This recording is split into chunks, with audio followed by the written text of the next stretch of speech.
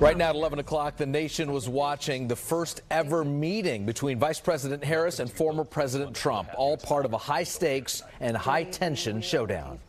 Because I've never seen a worse period of time. People can't go out and buy cereal or bacon or eggs or anything else. His plan is to do what he has done before, which is to provide a tax cut for billionaires and big corporations. The economy and abortion taking center stage.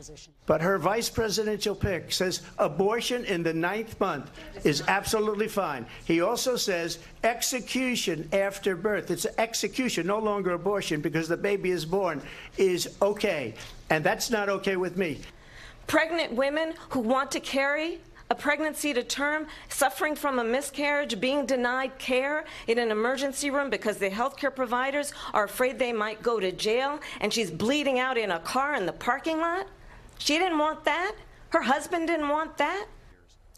Polls show an extremely tight race, but the question now, what will the new polls reveal, especially for those undecided voters? Now, after days of preparation and weeks of campaigning, Vice President Harris and former President Trump held that first and perhaps the only presidential debate, and it was contentious. We begin with NBC Bay Area's Audrey Asistio. A fiery presidential debate, Raj and Jess. Voters witnessing a series of intense exchanges between former President Trump and Vice President Harris as the bitter rivals covered a wide range of issues tonight.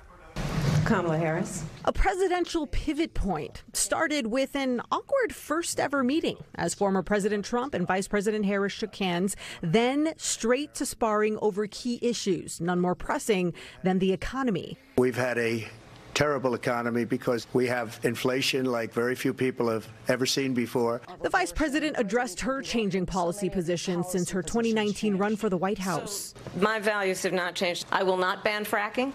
I have not banned fracking as Vice President of the United States. The former president pushing back on his legal troubles and on accepting the election results. I probably took a bullet to the head because of the things that they say about me. Former President Trump on the attack over immigration and the border. They have, and she has, destroyed our country with policy that's insane. Donald Trump got on the phone, called up some folks in Congress and said, kill the bill. He'd prefer to run on a problem instead of fixing a problem.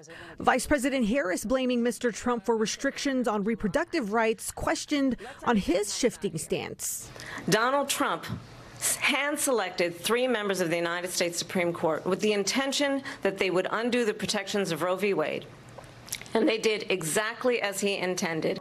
The gloves coming off tonight. Well, I think this is so rich, coming from someone who has been prosecuted for national security crimes.